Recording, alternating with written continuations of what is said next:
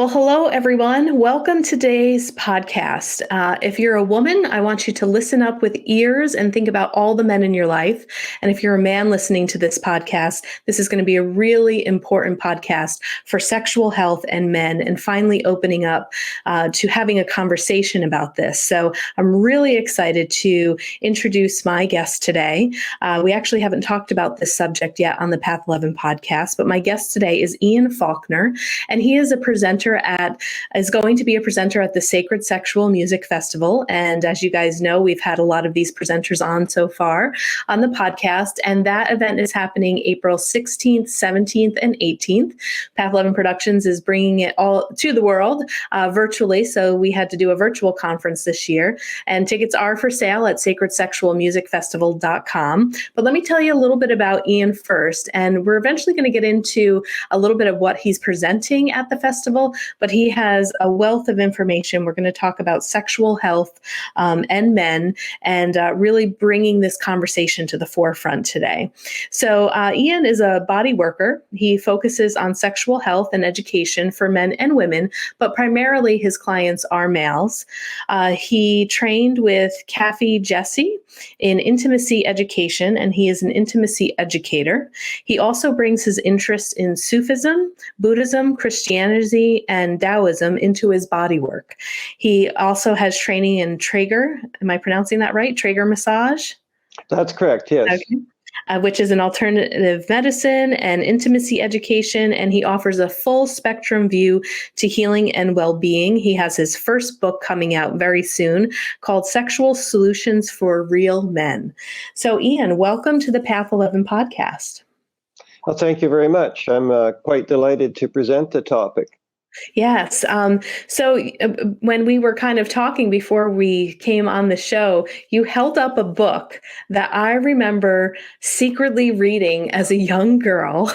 My cousin had given it to me, and it was all about, the woman's body and sexual health and what happens with our periods and all of this stuff. And you held up and actually an older edition, but I'd like you to hold this up now, because I bet you there's a lot of people that have read this. Okay, this is a very significant book that came out in 1972, I believe. And prior to that time, women didn't Ian, talk to each other. Let me just stop you for 1 second, because some people may not be watching this. Can you let people know the title of the book? Some people will be watching the video and other people will be listening. Okay, it's Our Bodies, Ourselves. Came out in 1972. And it was a book that introduced sexual health to women, and things such as breastfeeding. At the time, if women had any problem whatsoever, they were given a hysterectomy. And so women started talking to each other and saying, well, there's very simple, benign solutions. And so from 1972 onwards, women started breastfeeding. They started taking care of their own health, using herbs and vitamins and exercise so as to avoid draconian kind of medical treatments. So that has never happened for men. So women started talking in 1972, but men have not talked about sexual health. It's like a taboo topic. I think men are afraid to talk about these things because they represent, this is just my theory, represents weakness, and men don't like to talk about weakness. So there are solutions that have existed for thousands of years, and I'd like to present some of those solutions. And I'd like to, more than anything, get men to start talking about their health. We're 50 years behind women in this area. So I'd like to be, and I'm bringing out a new book specifically to get men talking. And I'm kind of tailoring it to women to give to their male friends to try and get this taboo out of the way. Yeah. So can you tell me a little bit about maybe what is in your book? Like how do you begin to get men to talk? I mean, here's this book, right, that can elicit conversation, but what are some of the topics or chapters that you have in your book that you really focused on to pull this conversation out in men? Okay, well, the main thing about male health that they need to talk about is prostate enlargement. Now, in the later teenage years, the prostate begins to grow. And unfortunately, it's one of the properties of the male body that it keeps on growing, and eventually it becomes a problem. And men don't like to talk about these issues. They figure, well, that's not going to happen to me till I'm 80 years old. But the fact is, and this will shock most men, is that 30% of men will be suffering from minor prostate enlargement issues by age 30, and Wow. 40% will be suffering by age 40, and 50% will be suffering by age 50. So this is not an obscure topic. It's only the fact that men have not talked about it, that it is a topic that men are unaware of. Most men think it's not going to happen till I'm 80. I don't want to talk about it. For myself, I had problems happening when I was 35. And you tend to think, well, I must be a very, very unlucky person. But no, it's a common thing. By age 50, 1 in 2 men will be suffering from the problem. So Wow. That's why it's so important to get the message out. Women knew all these things in the 70s, and men still, the average man that I talk to, the client that comes to me, they say they're 40 years old and they're having problems. They think, well, what's wrong with me? Why me? And you can say to them, well, 40% of men are going to be suffering at your age.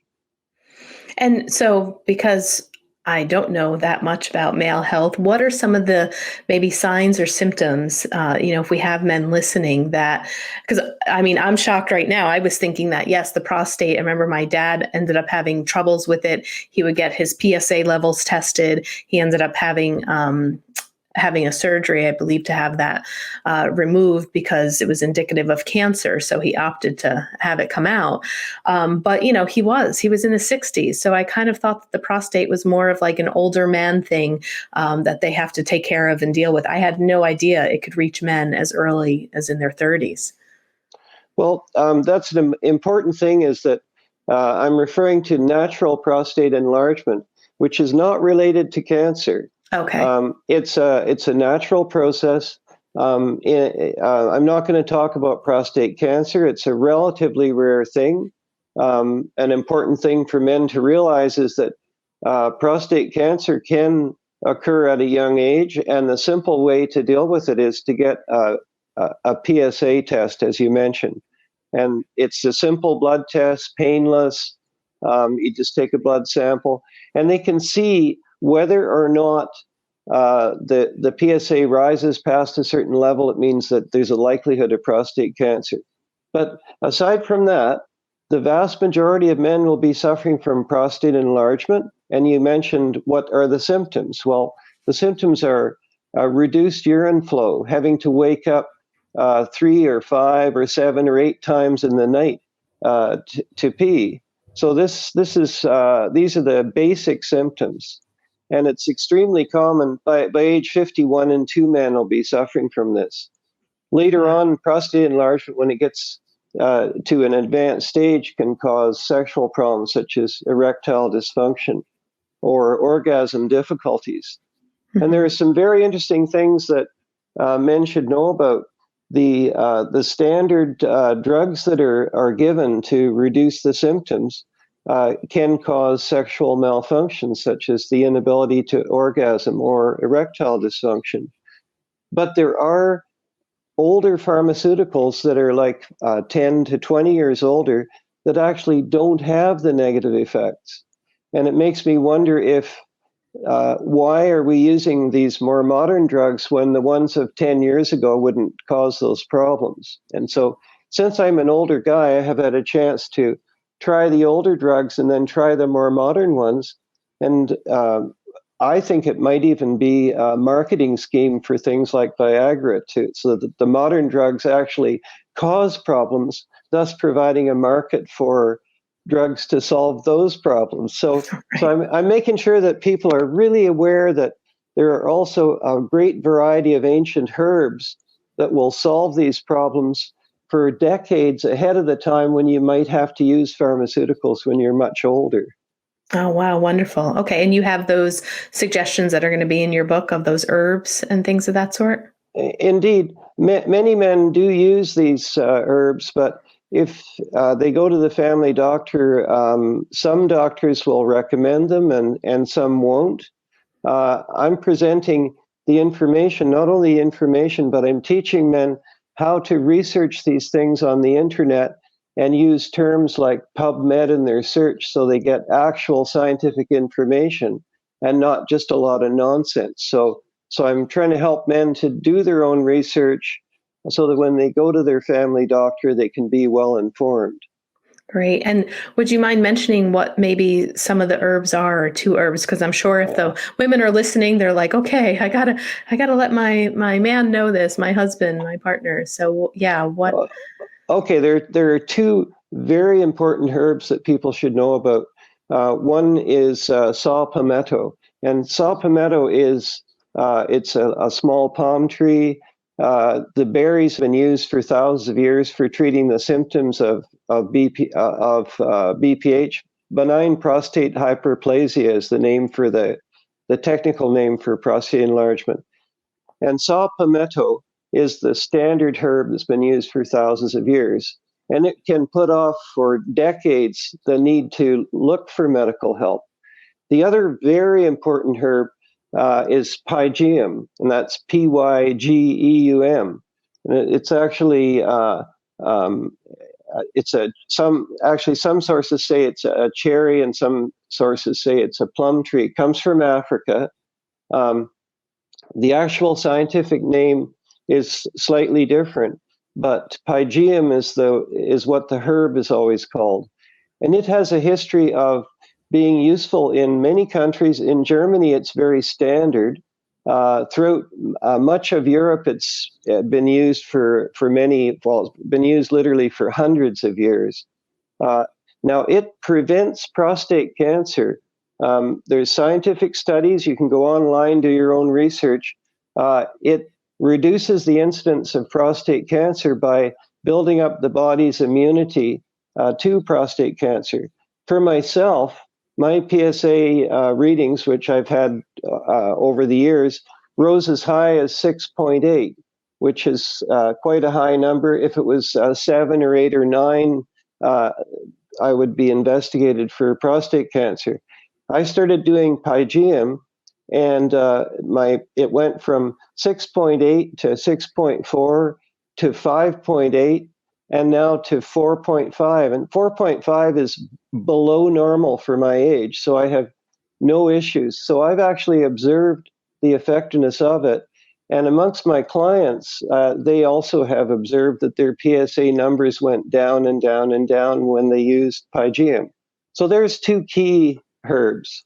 Wow, very interesting. And, you know, as you say, this can affect men in their 30s, their 40s, their 50s.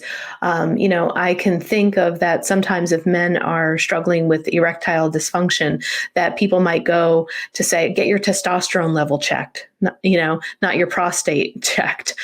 So, you know, people might think that, oh, okay, you know, yeah, men lose testosterone maybe as they're getting older, and it could be that. But it sounds to me that maybe there's something else that they need to check besides testosterone levels. Well, that's a very good point. And there are actually minerals that will increase your testosterone levels. One of them is boron, and you can research that as well. So there are many, many solutions. So in my work over the years, I studied intimacy education with Caffyn Jesse. That's the pronunciation, by the way. Oh, okay. And she's on Salt Spring Island.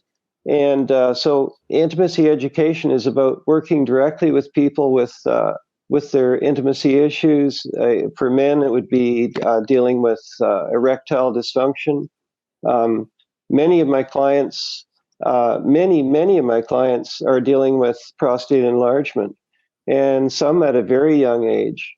So this is what I was trained to do. I did my apprenticeship about 4 years ago, and I've dealt with probably many hundreds of men with similar issues.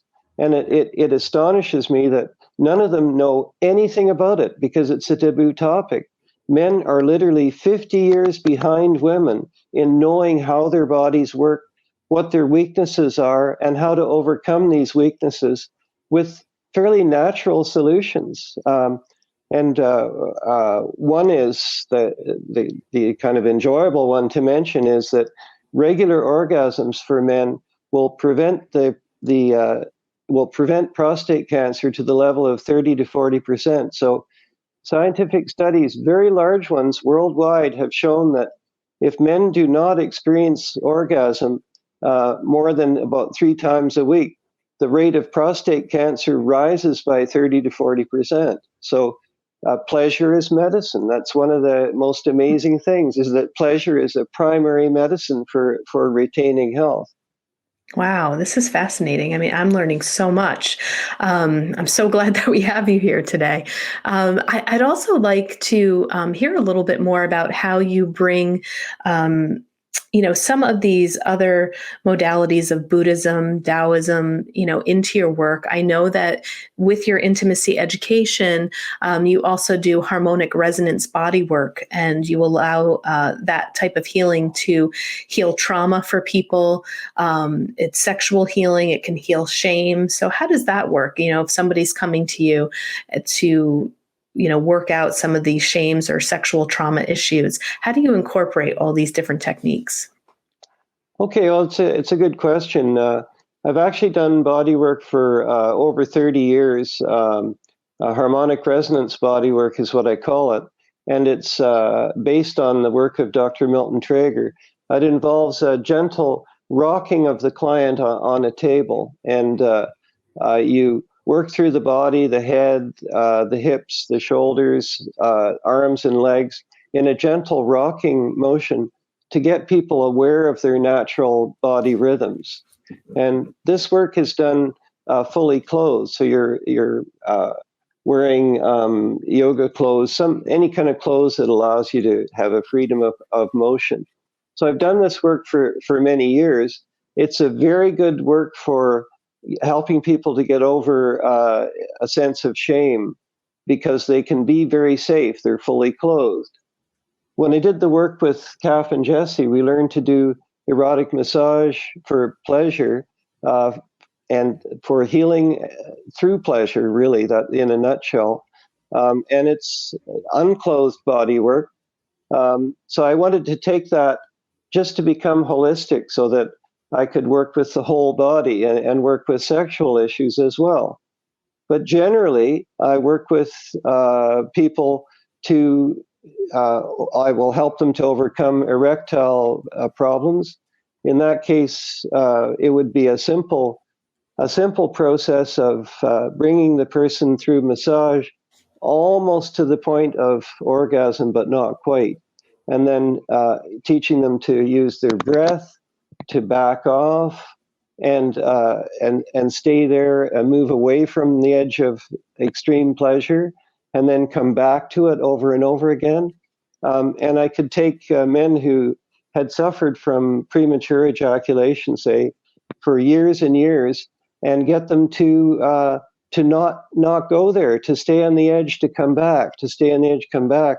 And I would get them to learn to self-pleasure themselves, to prepare themselves for sexual intercourse later, where they would not be a premature ejaculator. So that's a type of physical body work that I would do quite commonly with men. That's a very common disorder. Yes, yes, and like you said, very common, and I think it affects a large range of men. I know I've had so many women, in my practice, kind of talking about that with their partners, and how the sexual health of the relationship kind of declined, but they, the husbands didn't want to talk about it, or they didn't want to go to the doctor to see, what could be going on. What have you found? Because I know that you're also very connected to the energy of people, and I know with your Taoist methods that you're kind of working with life force energy to bring healing, forward. So have you noticed any type of theme, or men that are really struggling, let's say with premature ejaculation? Is there something that they're like withholding within their energy centers? Is it always based in a trauma in the past, or is it kind of a disconnect from themselves? Well, what do you notice? Well, I think it's more of a disconnect with themselves. And that would be how I would use, if I'm doing energy work, and this happens in my fully clothed work, the harmonic resonance as well. I work with the chakras or the energy centers, and I move up through the body, making sure that they're aware of all the energy centers from the top of their head right down through their body and right down to their feet, so they're grounded. So I work with people's energy so that they're aware of their whole body. And one of the issues of premature ejaculation is that if you bring your awareness to your whole body, it's a more pleasurable experience, but also it keeps you away from hovering on the edge and ejaculating too quickly. So I do work with energy a lot, and in general healing work, I work with energy a lot. I also work with meditation. Some people need to work with meditation because they're too anxious. So in many ways, I work with energy to get people to be aware of their whole body from top to bottom and not to concentrate only on the genitals, say, so that they bring the awareness of their whole body to a sexual experience. And would that also incorporate more of the tantric work with being aware of the whole body rather than just the pursuit of pleasure or the end goal? Yes, it's and also this is an important thing that I bring up in the book, is that when I did the intimacy education, worked with men and women, and it astonished me in the training how complex the sexual response of women are. And so it's very important for men to know about this, but most men are unaware of the complexity of the female sexual arousal, the fact that it takes a half hour to 3/4 of an hour of arousal before a woman is really ready to have sex fully. And that's another mystery that men generally don't know about. So on the tantric side of it, there's a need for a deep education by men on how women work. And a couple of examples. I had a woman who came over from the UK, and she just came to experience orgasm, and so very simple techniques. We explored various ways of experiencing pleasure, and she said that she was about in her mid-20s, and she had not experienced full pleasure because none of the men in her life knew anything about how her body worked. And so it's really shocking to me to realize, when working with men, many of them, even by the age of 30, are unaware of how the female orgasm works, how the female body works. So there's a tremendous need for men to educate themselves on how women work. And this would improve their health, because then they would be not so focused on their own pleasure. So it's very important for men to not be focused on their own pleasure. If they were, premature ejaculation doesn't happen if you're concentrating on other things. So instead of like doing stupid things like concentrating on multiplication tables, if they were paying attention to the woman's pleasure, they would be so busy that there would be no time for them to be too quick about coming to an orgasm. So it's a very multi-spectrum approach to solving that particular problem. A young man that I worked with, sometimes I team up with a woman who's also an intimacy educator. We worked with this young guy who was he was only about 22, and he was suicidal because he had a premature ejaculation problem, and every woman had rejected him because of this problem. And he was actually suicidal. He was thinking of killing himself because there was no point to life. His life was over. So he came for 5 or 6 sessions, and he lasted for 3/4 of an hour, half an hour. He didn't have a problem. As soon as we taught him to be aware of his whole body, to work with breathing, there are certain muscle tension exercises similar to to Kegel exercises that men can do. As soon as we worked with him, the first time he lasted over half an hour, and every other session he lasted for a long, long time. And then he came for 5 sessions, and then we didn't see him for about 6 months. And suddenly he turned up at an ecstatic dance event, and he came over and he said, "My life is transformed," and he had a girlfriend and he was perfectly happy. And so that's one of the wonderful things about doing that kind of work, is that you can really help people to embrace life and get everything working again. Yeah, I mean, that's my thought, as I'm speaking to you, just thinking about how you're helping people transform their life, but also just get reconnected to the sexual energy. I mean, I think any client that I've ever talked to, whether it be male or female, that felt like their sex drive was completely gone and it was no longer, they weren't intimate with their partner or hadn't been intimate with someone in a long time, there is a little bit like of this life force energy that dims within them. I can only imagine, and that does seem like probably more of the extreme case where somebody is contemplating suicide because they're just not able to connect in a way with other human beings. And I think we need that as human beings. We need to have that intimacy and feel that connection, and it doesn't necessarily have to be sex, right? I think that there's more to it than the physical act of it, but I think it's an important part of the human experience.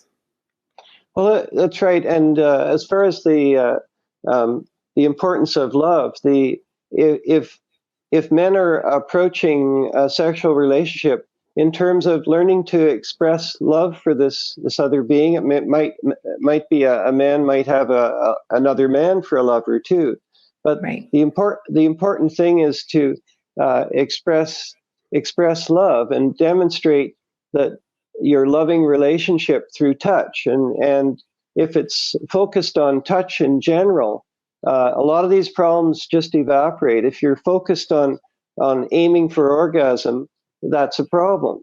It has to be more of just a loving relationship, and somewhere along the line, orgasm will happen, but it's not the focus of the whole reason for getting together. Yeah. I'm finishing off about the woman who came complaining that no men had addressed this issue. She said that the main problem, she was from the UK, she said the main problem was that men were educated in this modern time, they were educated with pornography that appeared on the internet. And so there's vast quantities of pornography, and I call it pornography if it's just focused on male pleasure. That's my definition. If it's just erotic movies, then it shows the woman and her pleasure. So she said that the real problem was that all the men in her life had watched movies that strictly described how women could please men. So she says, "How can I solve this?" And I said, "Well, you should demand your pleasure. Number one, they're not going to get any action unless they concentrate on your pleasure." And so she did write back to me saying that Canadian and American men were more in line with what she was hoping for. She had more difficulty back home. Might have been just her social circle, but that's what she said. Mm-hmm. So she was on a world tour to find a solution. Actually, that's what she was up to. Yeah, I mean, that's another example that speaks to how people can go to great lengths, to really just try to research this and learn about themselves. And, the answers are out there. And it sounds like, you as a male had to do a lot of your own digging and research because, what you're trying to do for men now is to create this community, to create this language, to, bring them into this century and not have them be 50 years behind women. So, I just think that that's wonderful. I also wanted to ask you too, because I didn't even know that there was such thing as erotic massage, or that massage therapists could do some of this stuff. I would think that that's something that, is like secretly you have to find an ad to find a massage therapist that could do that. I really had no idea. And I don't know if it's just because I've never done the research myself to look for something like that. But, I didn't know that massage therapists could be trained in helping people to overcome trauma, and to help them learn about orgasm and, their bodies and things like that. So how does one find somebody like you in their state, or what do we Google? What are we looking for? Okay, well, there is an official field of massage, which is not related to massage therapy as it's usually taught. And sexological body workers that's the professional category. Okay. Intimacy educator is another. I was trained as an intimacy educator. There's I would look for that term, sexological body worker or intimacy educator. The person I studied under, Caffyn Jesse, she also put out this book, Science for Sexual Happiness. This is a very worthwhile book to study, and it actually it's written by hold it up again. It's written by Caffyn Jesse. And it covers all the science that is known to discuss all the things that I've talked about actually in my book. Many of them are in there. So in my own book, I'm trying to give a full spectrum solution for men. I want them to look at the herbs that will help, the minerals that will help, the sexual knowledge that will help. The fact that they need to cultivate love for other human beings. So I try to do a really full spectrum. I like to present everything that men need to know to make their lives work. Beautiful. And let me ask you a couple of other questions too. Just kind of want to put some questions out there that maybe men would be afraid to ask someone. But so I have a couple of female friends who are massage therapists, and there have been men that have come to them, and during the massage they get an erection, or they might actually come to orgasm. And I had one female massage therapist go to her supervisor about it, and she said it didn't feel like that he was being sexually aroused. Like the energy didn't feel that he was getting off per se on her massage, but that it was just a body response. And I remember her saying to me that her supervisor had said, "Oh no, men can control that." The supervisor was a little kind of concerned as to whether or not she should continue with this male client.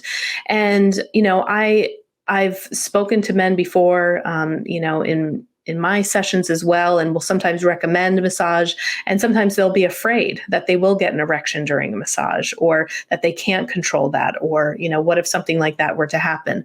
So from a male perspective, and just thinking about some of my female massage therapists who definitely have had a fair share of men that may be there for the wrong reasons, and other men that I'm thinking probably within the massage is helping something for their energies to reconnect, and that an erection may be happening that is not of sexual nature, or trying to take advantage of the massage therapist. Can you speak to some of those bodily reactions that people can have, maybe just in regular massage? Because I don't want men to feel afraid to go and try this modality for fear that this could happen.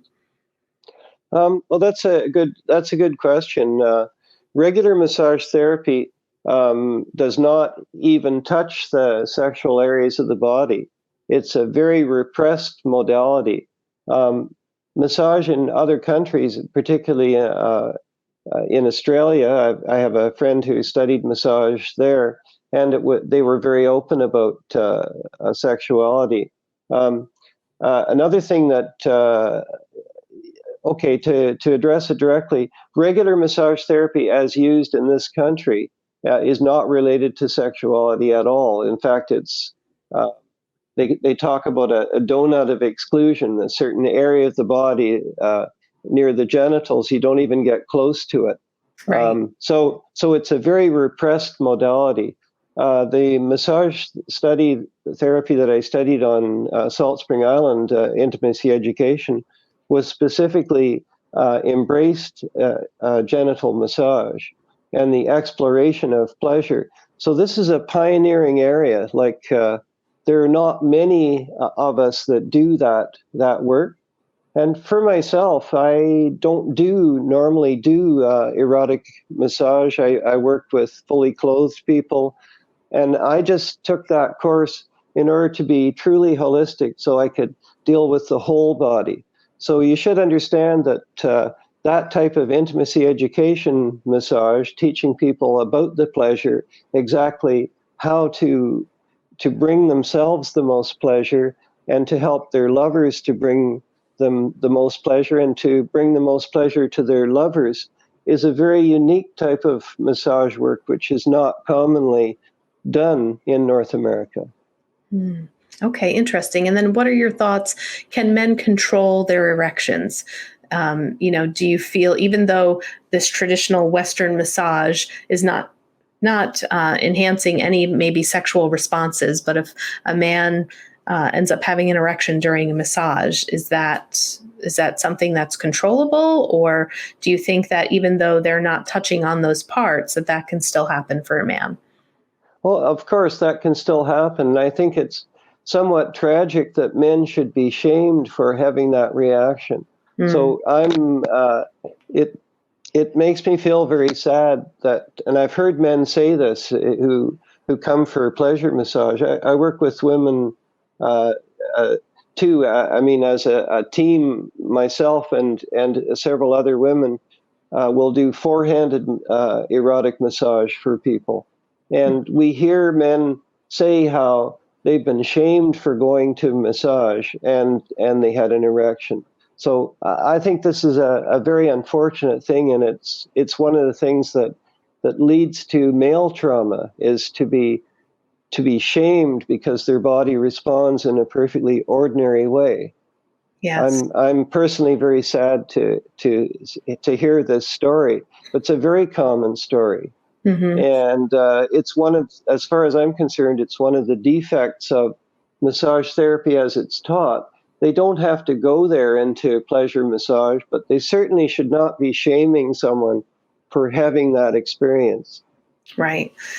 Or even possibly being asked not to come back because they're not sure of what's happening for the man. I mean, it almost seems like there needs to be an open dialogue, on intake, like, hey, this could happen and this might happen. And I'm sure if there's, a vibe and a sense, like I said, with, this one person that I knew, she wasn't getting any vibes or energy feeling like unsafe with this person, or that this was something that was being used for sexual pleasure, I guess you could say. Because I'm sure that there are some cases where people may go in for intent, with that intent. But in some cases, like you said, it should just be more of an open conversation of what's going on and what's happening, rather than feeling embarrassed or shamed for it. For sure. And it's reasonable for, if you're going for a standard massage therapy, you're not going to be offered pleasure. And so there should be that clear understanding. That's not normally even talked about. And that's why men are sometimes afraid to go for ordinary massage. Right. But that's an example of, things are just not talked about. They're not out in the open, and they need to be. Mm-hmm. Now, one of the important functions, I do a very benign, non-sexual body work called harmonic resonance, and it's done fully clothed, as I mentioned, wearing yoga clothes, and it involves going over the whole body in a rocking motion, making people aware of their natural body rhythms. I work with this a lot with women who have been severely traumatized by other men. And in that type of work, which is 99% of the work I do when I work with women, the purpose of it is to get them to be unafraid of men, because it'll be clear from the start that we're not going in a sexual direction at all. And I sometimes get sent, there's women therapists who work with women who have been traumatized, and they do erotic massage with women to try to get them to be in touch with their sexual responses after they've been raped and abused and treated badly by men, and they have developed a deep fear of men. And one of my most important functions that I get great satisfaction out of is when one of these women therapists sends me woman to work with, and we don't do any sexual work at all. It's just a matter of going through, working with their breathing and rocking and getting them really aware of their body. But probably more than anything, the importance is that here I am as a man, and I'm not a threat to them. And over a period of working with them for several years, they get to be more and more comfortable. And eventually they're able to relate to men without being afraid. So even though I did a 150-hour apprenticeship in erotic massage, I only really did it to become holistic and understand how people respond and look at the whole body instead of the way bodywork is usually done, where we pretend there's no sexual response. Like registered massage therapy kind of pretends there's no such thing. Right. So, So I actually, even though I did that long apprenticeship, and it was a very challenging apprenticeship, generally I don't go there. When I'm working with men, as far as working with women, my primary role is to not go there and make them comfortable to be with the man who's just there for just to help them to heal from the terrible things that have happened to them. When I work with men, I do go into the erotic zone because I'm trying to help them to overcome issues like premature ejaculation and other problems. I also work with prostate massage, which is another taboo topic. It's interesting. Prostate massage, as a way of relieving the symptoms of enlarged prostate, was a part of Canadian and American medicine starting in the 1890s. It came out of India from tantric yoga. There was some soldier who suffered from urinary blockage problems, and he was desperate. He was going to die. They didn't have a catheter handy to allow him to be able to pee. And he went to some therapist in some city in India, and the therapist did prostate massage. That's internal massage through the anus of the prostate gland. And he was able to pee, and he came back to his commanding officer, and he was happy, and he didn't have a problem. And it quickly spread like wildfire through British medicine, and it spread all around the world. But in 1961, this is a kind of a shocking fact, in 1961, prostate massage was dropped from Canadian medicine and also from American medicine in favor of surgery, where they drill out the urethra to make the urination flow. I was in this state. This is how I first got into the intimacy education. My wife and I were going to go for a holiday on Quadra Island, up island from where I live. And I had this urination blockage problem. And we were going to cancel our holiday because there was no hospital on the island. And I was working with one of my regular Trager clients. Name was Maurice Cote. I didn't know she was a tantric therapist. This is how I got introduced to the whole thing. Anyways, I went to do a session with her, and regular, fully clothed, rocking kind of session. And I was 20 minutes late, and I phoned her up, and I said, I'm awfully sorry, but I got this problem. And I was wondering if I was going to have to go to the hospital this morning because I couldn't pee. And she says, "Oh, you should come and see me. I'm a tantric therapist, and I do prostate massage specifically to solve this problem." And I couldn't believe it. So the next morning I went for a session with her, and my problems completely disappeared. And this was I was at an earlier stage. It's not that miraculous now, but right.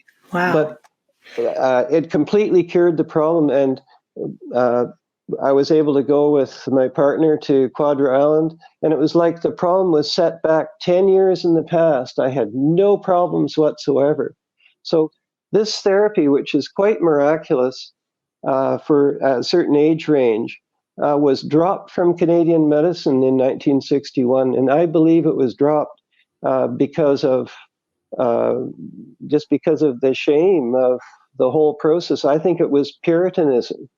Yeah. So for it to be popular from 1890 to 1961, and then it was dropped like a hot potato. There's something wrong there. Yeah. It also makes you wonder too, like you were saying earlier. I mean, now surgery, right? More money. We can, pay more people for that, and it's more of a procedure. And let's get the health insurance companies involved. And, I mean, I'm sure it's a combination of both. Well, I interviewed a man who's 90 years old who remembers that day. He went to the doctor's office to get his problem fixed. And he was told that they didn't offer that anymore. They only offered surgery. And he died recently, but he was still angry about it. The fact that there was a solution and it was abandoned. And I went to my urologist, and he said to me, he's a very old urologist. And he said to me, well, you were scheduled for that operation 10 years ago. What happened? And I told him that I discovered prostate massage, and his reaction was, it's an excellent therapy that unfortunately has been abandoned from Canadian medicine. So that's why these things, that's why I think it's so important that I write this book. I'm almost finished it, because the reality is that men are not talking to each other, and they need a book like this. Right. I'm doing my best to crack the taboo and get people talking. Excellent. Well, I would love to be one of the first people to read it. And maybe we'll have you back on once it's actually out there and published. And, I would love to read it, and we can talk even more in depth about what's in that book. I think this is such an important topic for our men in the world. I think they need these conversations. They need these types of healings to happen. And not only for the men, but for the women who love them and the men who love them. I think it's important all the way around for everyone. When women heal, men heal. When men heal, women heal. When women heal, women heal. When men heal, men heal. So I think that it's so lovely. This was such an inspiring educational talk. I've learned so much. And of course, I'm going to let all the men know in my life, listen to this. Okay, I'm going to go back and listen and write down those herbs and check out that book, The Science for Sexual Happiness, I had written down. You're a wealth of information, Ian. So where can people find you? Where are you located, and are you offering any consults? I mean, just even people being able to sit down and talk to you through Zoom, I think would be really important, just with all of the wealth of information that you have. But where can people find you? You could find me at, and this would be more of a full spectrum of all the things that I do, is at bodyworks, that's with an S in it, bodyworksvictoria.ca. I guess I should make sure to leave the proper ending there. So it's bodyworksvictoria.ca. Great. And you're in Canada, is that right? I'm in Canada. That's correct. Yeah. Okay. All right. Well, you gave us so much information, and I really do hope that people will write in if you have questions. And again, Ian is going to be presenting at the Sacred Sexual Music Festival. Again, that's April 16th, 17th, and 18th. You can purchase tickets at sacredsexualmusicfestival.com. He's going to be presenting there, probably more in depth as well. And we will definitely have you back on once that book is out there. And let's keep having these conversations to help our men. So thank you. It was so nice to meet you and speak with you today. Well, thank you so much. I'm delighted to speak on the topic. And if men are going to remember anything, those two herbs, saw palmetto and pygeum, are key herbs, and they're available in every health food store, and you can actually buy the raw herbs and make it up yourself. Awesome. Ian, thank you so much. Thank you for the work that you're doing. It's beautiful. All right, everyone. Thank you so much for the interview. Yes, you're welcome. So take care, everyone. Please share this interview. There's so much great information. Share it with your partners, share it with your fathers, your grandfathers, your sons. Let's spread the word of Ian's work to all the men here in the world. Let's get this conversation started with them. So I hope you guys enjoyed this as much as I did. Take care, everyone. And don't forget, sacredsexualmusicfestival.com. Get your ticket today. It's going to be an amazing virtual festival. Take care.